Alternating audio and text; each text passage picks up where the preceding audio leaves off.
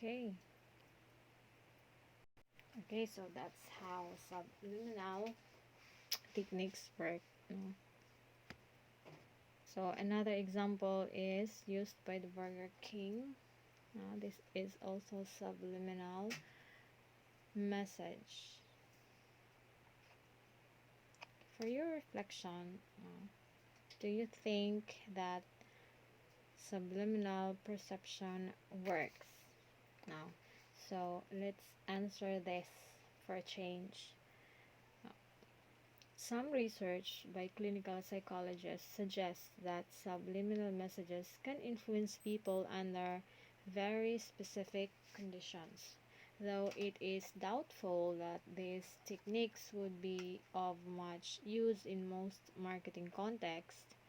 For this kind of message to have a prayer of working, an advertiser has to tailor, no? He has to tailor a particular advertisement or marketing strategies to an individual rather than the mass messages suitable for the general public. As you have seen, no, wag kuan siya mind-boggling siya. It's a little bit of mind-boggling, and it is not even tawagan na illicits, no, particular perceptions. Although naa, for of course, on a selected or under a very specific conditions. Now, the stimulus should also be as close to the liminal threshold as possible. Now, here are other discouraging factors of the subliminal techniques. Now, for a message to avoid conscious detection by consumers who have low threshold, it would have to be so weak that it would not reach those who have high threshold. Now remember that there are wide individual differences in the threshold levels. So that is why subliminal is not very effective, no? Because what might work on one person might not work on another. Ko daghan man siya good siya yung for general public mag it mag nasa siya actually this subliminal is almost associated with sexual pleasure, no, when it comes to advertising. If you can see this now, kantong hang present kanina nga video nangita jud kog di pod oy, but the subliminal techniques are known for sexual connotations. So I was looking for evidence that it is not only now uses sexual contents to influence the behavior of the buyers, and nakakita raman sad ko, but that speaks on the logo itself or the brand mano, not the product. Kani jud kay ang product man jud mismo, which is the singan ani kanang Jolly hot dog or Burger King hot dog, the idea ay Jolly. It's not Jollibee. Okay? So that's one discouraging factor. There are wide individual differences in the threshold level. Another is advertisers lack control over consumers' distance and position from the screen. So remember that subliminal uses either magazine or television, no, to, and then it only murag kada murara sa mulabay nga like in a blink of an eye. Now, so another discouraging fact is that advertisers lack control over consumers' distance and position from the screen. So, for example, in a movie theater, no, only a small portion of the audience would be in exact right seats to be exposed to subliminal messages. No. And another is that people who watch a television program or a movie typically shift their attention periodically, and they might not even notice when the stimulus appears. Kabantay mo nga na you are watching a video in YouTube and then na mga ads nga very short No, very short ra dyan, mula bayra. Those are what part of subliminal techniques, but they have already kanang marag ilananggi alter, because by basic definition the subliminal um, techniques refers to sort of sexual, now below the absolute threshold of the consumers. Now, another discouraging fact is that the viewer must pay absolute attention to the stimulus. So, dili jud siya inga naka-effective, because in the context or in the concept of communication between the receiver and the sender, naa jud na yung mga noises, no? Naa jud na yung mga kanang say tawag ana, mga babag ba. So, say for example, you're watching Cardo Dalisay, kuan inig advertisement ana, there are people who would not look at their television during advertisement kay si Cardo ra ilang gusto. So if you are going to use the subliminal technique by kanang showing a particular ad very shortly during the break, na why pulos, di ba? Another is, even if the advertiser induces the desired effects, it works only at a very general level. So there is no personal connection. No? For example, a message might increase a person's thirst, but not necessarily for a specific drink. So what if you are trying to advertise Coca-Cola and you were able to increase a person's thirst, but they are more on drinking water or they are drinking juices. So, ning fail ra gihapon ang imong aim to influence a particular buyer to buy Coca-Cola by using subliminal techniques. Now, because the stimulus just affects a basic drive, no, the basic drive, not the specific. Now, a marketer could find that after all the bother and expense of creating subliminal messages, demand for competitors' products increases as well. And that is based on research. So, that's why ang langhimo karon are those subliminal, a little bit of concept of subliminal techniques infused in a advertisements that would really elicit emotions on the consumer or perception on the consumer. Okay. How do marketers get attention? Now, clearly, there are better ways to get the attention of the consumer. Now, let's see how. The first one is, of course, the attention itself, which refers to the extent to which processing activity is devoted to a particular stimulus. Now, the allocation of processing activity can, of course, vary depending on the characteristic of the stimulus and the recipients. As you sit in a lecture, no, an example, now you might find your mind wondering, yes, kamo, guilty jud mo nga ni, for some, okay? So 1 minute you are concentrating on the professor's word, and then the next you catch yourself daydreaming. Na sa uyab.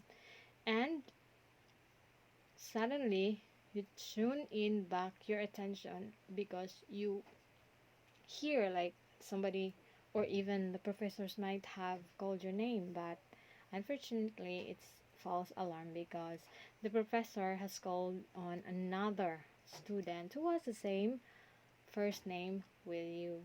So it happens, but your attention is now caught, diba? The professor has got your attention. Now, although we live in an information or in a society where information can become an overload, we can have too much of a good thing.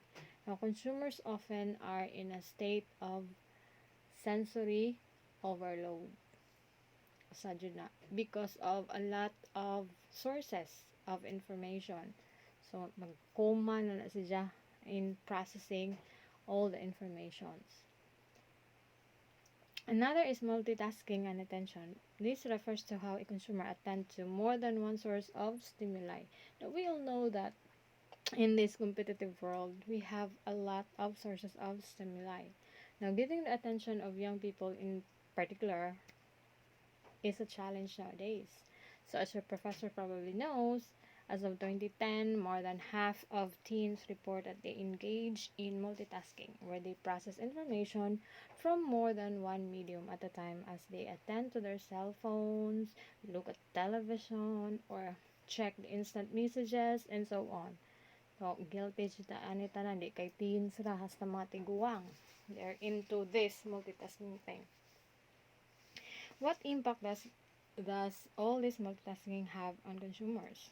Mas may impact aning ilang multitasking. Of course, the consumer's ability to absorb, retain, and understand the information might actually go down, di ba? Di na nila properly absorb, properly retain, or even properly understand what are those messages sent out through the stimuli tungod sa kadaghanan nila nga gi-atindan nga stimuli. Okay, so as I have said before, consumer experience sensory overload because of a lot of sources of stimuli. And marketers need to break through that clutter. Now, this image of a kanang camera ad from Singapore reminds us that consumers tune out many stimuli that compete for their attention. So, ganito yung Singapore camera feel ho mga when it comes to advertising, they are most advanced.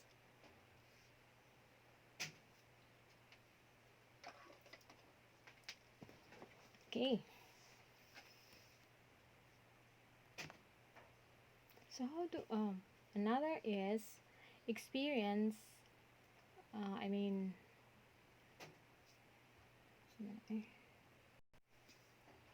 okay, another source of how marketers get your attentions is the personal selection, which includes the experience, perceptual filters, which also includes the vigilance, defense, and the adaptations. Disregard the stimulus selection kay naa sa usa ka slide wa ra na na delete kay copy paste man lagi na ho para makuha na ang format. Okay. Experience is the result of acquiring and processing stimulation over time. Now, it helps to determine how much exposure to a particular stimulus a person accepts. Now, when it comes to perceptual filters, now it is based on our past experiences and what we decide to process. Now, perceptual filters includes vigilance, defense, and adaptation. Vigilance means consumers are more likely to be aware of the stimuli that relate to their current needs. Now, a consumer who rarely notices car ads will become very much aware of them when he or she is planning to buy a car. No? Mo na gitawag na to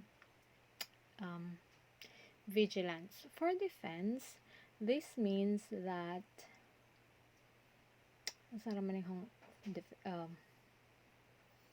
okay, for defense, the flip side of perceptual vigilance is the defense.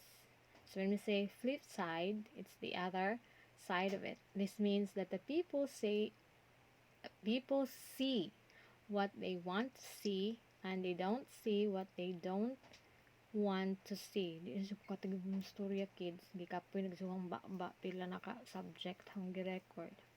Now, if a stimulus is threatening us, no, in some ways, we may not process it, or we may distort its meaning so that it's more unacceptable. So, when we say defense, kung nakamakitaan nga stimulus that you find that you don't like or you don't actually agreed on, or the experience is negative, so the tendency is you try to flip it so that it will become no in I mean in the processing ba sa imong nauna imong i-flip siya so that it would become more unacceptable. Say for example, may kag nainindot ang kani nga cellphone sa nawa manay lami kuan man say blah blah blah blah blah blah, but technically you don't want just a new phone because it might, no, it might encourage you to be addicted to particular thing in the phone, jadi naka-concentrate pareha sa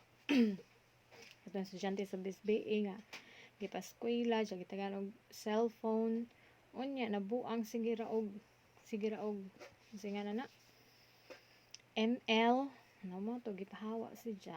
So in his case katong example nga gipaskwela nga BSBA, he was not able to flip the side of perceptual vigilance into perceptual defense.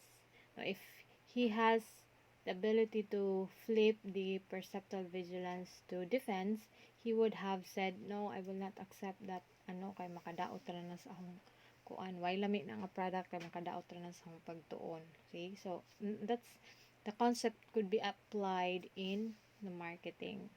Okay. Adaptation, on the other hand, is referred to as the affect attention. Now, adaptation is discussed further on the next slide, which is here. Now, adaptation is the degree to which consumers continue to notice stimulus over time. Still another factor is ang adaptation. Now, a consumer can habituate and require increasingly stronger doses of stimulus to notice it. Now, several factors can lead to adaptation. Less intense stimuli have less sensory impact. Now, stimuli that require relatively lengthy exposure in order to be processed habitually because they require a long attention span. Now, simple stimuli, on the other hand, habituate because they do not require attention to detail. Now, frequently encountered stimuli habituate as the rate of exposure increases. Ano sa sinyong makakauna kasi kung buhok na labas eh. Wait. So, adaptation means that the consumer no longer pay attention to the stimulus because it's so familiar. So that is the time that you are going to change or update your stimulus. It's no longer effective because the consumer has become too familiar and too comfortable. So dili na siya ma-trigger, no? Di na siya ma-trigger sa imong stimulus nga gihatag niya because the consumer has become familiar with it. That is what we call adaptation. So you need to know also this, when is the perfect time to change your stimulus introduction to your consumers. So you're going to determine whether or not your consumers has already on the stage of adaptation. So if they are, you need to change your stimuli into a better stimuli na sad. Okay? So, mana siya. Let's go to factors leading to adaptations. Now, first is the intensity, duration, discrimination, exposure, and the relevance. Now, when we say intensity, this refers to the less intense stimuli, example, soft sounds or dim colors, that which habituate because they have less sensory impact. Duration, on the other hand, refers to the stimuli that require relatively lengthy exposure to be processed. Habituate because they require a long attention span.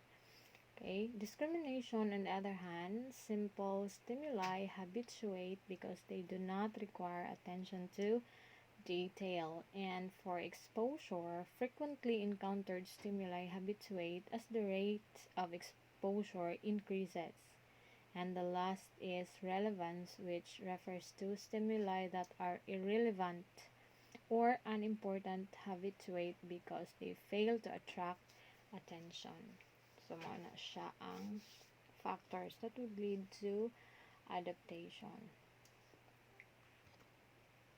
The last one is the stimulus selection. When you say this is in addition to the receiver's mindset, the characteristic of the stimulus itself play an important role in determining what we notice or what the consumers notice and what they ignore. So marketers need to understand these factors so they can create messages and packages that will have a better, better chance of cutting through the clutter.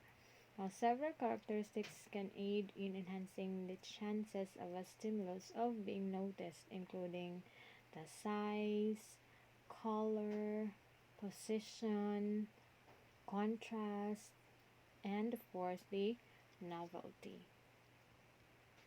So these are just some of which. Okay, so let's go to the learning objective 6, which we interpret the stimuli to which we do pay attention according to learned patterns and expectations. Now, interpretation refers to the meaning we assign to sensory stimuli, which is based on a schema. The meaning we assign to a stimulus since it depends on a schema. Now, two people can see or hear the same event, but their interpretation of it can be as different as night and day, and that is given. Now, depending on what they had expected the stimulus to be, so they have different perceptions. That helps to explain why Gary now was so devastated at the thought of warm milk in the introductory story. Now, in the process we call priming, certain properties of a stimulus evoke a schema. This in turn leads to compare the stimulus to other similar ones we encounter in the past. Now, in this ad, for Toyota, the living room evokes an image of a car because of the set arrangement. Now, identifying and evoking the correct schema is crucial to many marketing decisions. This is very important for you to develop, identifying and evoking the correct schema, because this will determine what criteria the consumers will use to evaluate your product, the package, or the message. So that is why you need to truly understand, or develop how to evoke the correct schema. Even the location of a product's image on a package influence the way our brain makes sense of it. No? Even kung asa nakasituate ang iyang logo or iyang image, it will influence how our brain process and makes sense to it.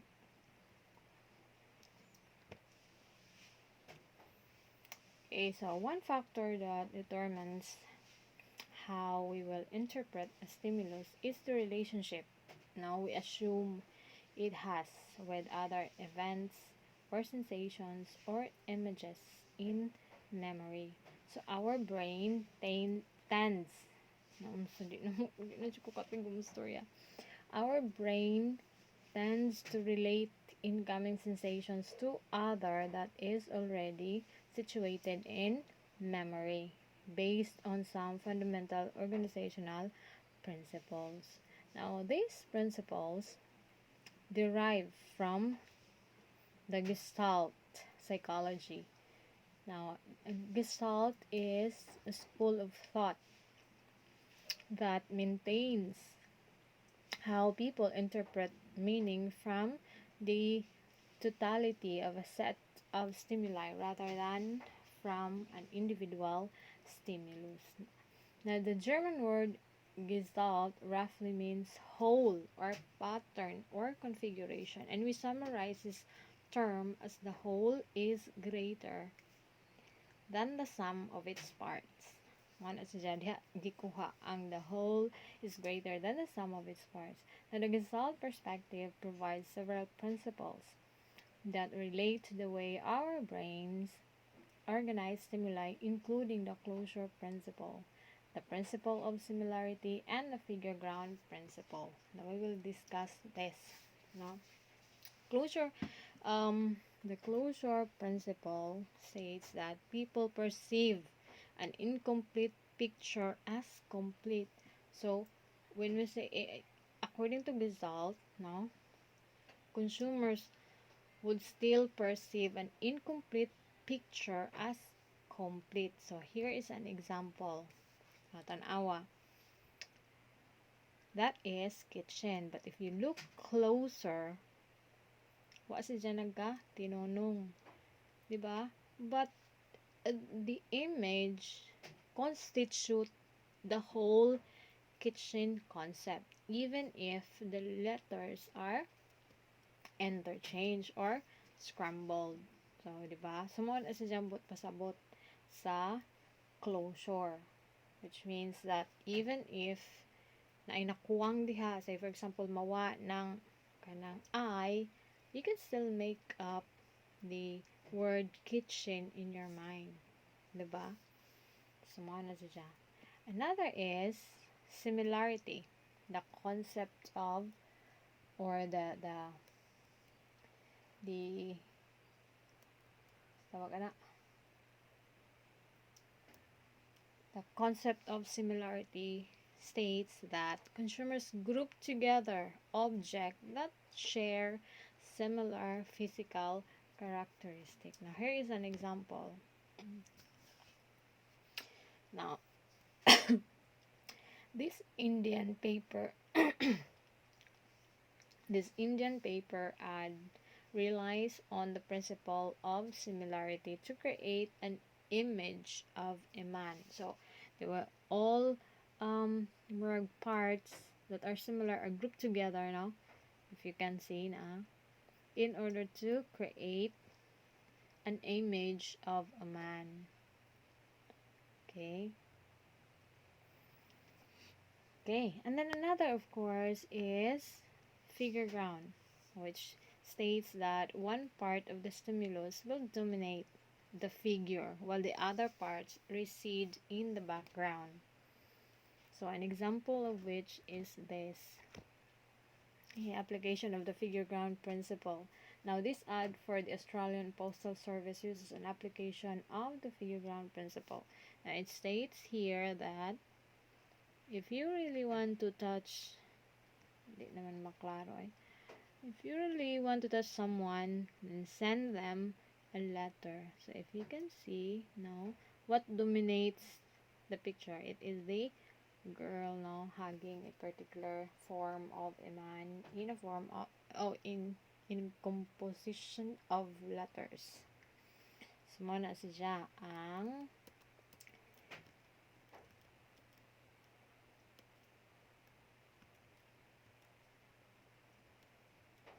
atong learning objective 6. Now, we interpret stimuli to which we do pay attention according to learned patterns and expectations. And for your reflection, how have you seen brands that use size, color, and novelty to encourage you to pay attention to a message? And were the techniques effective? So that is your reflection.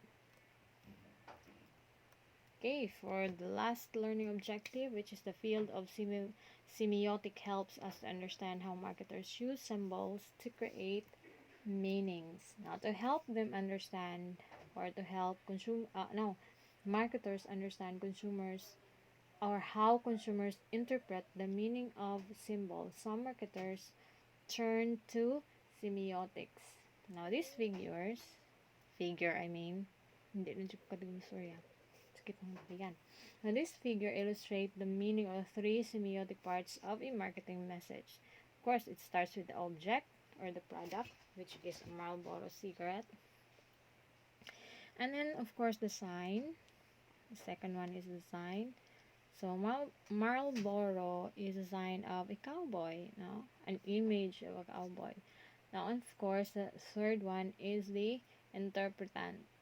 Now, for Marlboro cigarette, the cigarettes are the product, the symbol is the cowboy, and which can be interpreted to mean rugged American life. So this is how semiotic now works. This is how marketers give meaning to symbols. Okay. Semiotics is study of correspondence between signs and symbols and the rules in how we assign meaning. So as we've just seen on the figure, when we try to make sense of a marketing stimulus, we interpret it in the light of our prior associations. And for this reason, much of the meaning we take now influences what we make of the symbolism we perceive. Now, after all, on the surface, many marketing images have virtually no literal connection to actual products. No, kabantay mo, they actually do not have literal connection to products. This is just for the sake of creativity ko, no? So, of course, you need creativity, but you have to make sure that you use particular semiotic relationship, no? In projecting your products kay mo lagi po nang dili po siya mo stay in a long period to your consumers because they cannot associate your product over some symbols, no? Mo na siya. Hyperreality. Now, one of the hallmarks of modern advertising is that it creates a condition of hyperreality. Now, this refers to the process of making real what is initially simulation or hype. Advertisers create new relationship between objects and interpretants when they invent new connection between products and the benefits, such as when an ad equates Marlboro cigarette with American frontier spirit. Here are some of the hyper-reality sightings. First one is furniture designer launch. No, kani. Okay, kamo na may basa kay kapoy nako. And then another is kani. So remember that hyperreality is making real what is initially a simulation or a hype. Okay, so mo na siya.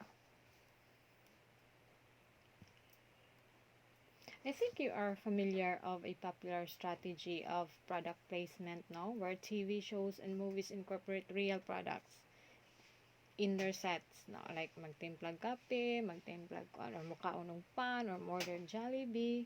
So they include real product in their plot lines, no? Mo na usa sa mga example sa hyper reality. Okay? Perceptual positioning. Okay, what is perceptual positioning?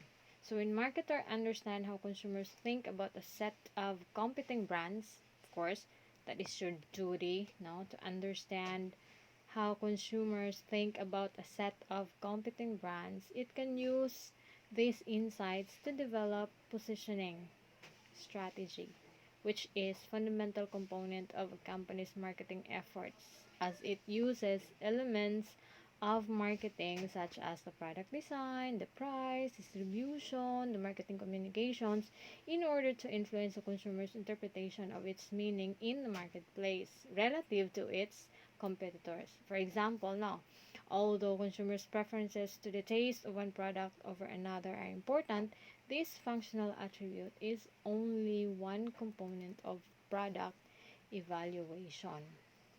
So, yung kaog product positioning, it means that an example would be like you're going to conduct a survey about a particular product, no?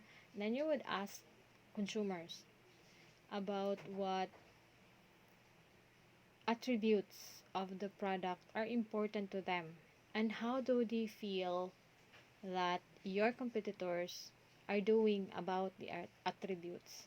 So with that, na kay competitive advantage on which area, sa product design ba, sa price ba, sa distribution ba, or sa marketing communication ba, nga mo focus ka in order to achieve your competitive advantage against your competitors. Kaya nga naman, your feedback comes from your real consumers.